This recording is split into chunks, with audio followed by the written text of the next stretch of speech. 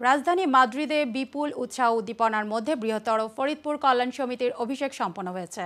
আমাদের স্পেন প্রতিনিধি জিয়াউল হক জুমন জানান, গেল মঙ্গলবার রাতে মাদ্রিদের বাঙালি অধ্যুষিত লাভাপিয়েস এলাকায় স্থানীয় একটি রেস্টুরেন্টে নবনির্বাচিত সভাপতি আখতারুজ্জামানের সভাপতিত্বে এবং হেদায়েত হোসেন আকাশ, দীন মোহাম্মদ ও মাসুম শেখের যৌথ পরিচালনায় প্রধান অতিথির বক্তব্য রাখেন খুরশেদ আলম মজুমদার। এতে আরও বক্তব্য রাখেন হেমায়েত খান, ইউনুস আলী, আক্কাস আলী, নজরুল ইসলাম রানা সহ সংগঠনের বিভিন্ন পর্যায়ের নেতৃবৃন্দ।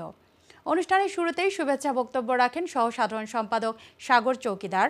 মাদ্রিদ কমিউনিটি নেতৃবৃন্দের মধ্যে উপস্থিত ছিলেন কামরুজ্জামান সুন্দর, মাওলানা আসাদুজ্জামান রাজ্জাক, মাহবুবুর রহমান ঝন্টু, মিলন ভুইয়া কোচি, আব্দুল কাইয়ুম, মাসুক রাজ খান, রাজু সহ মাদ্রিদ কমিউনিটির শীর্ষ নেতৃবৃন্দ।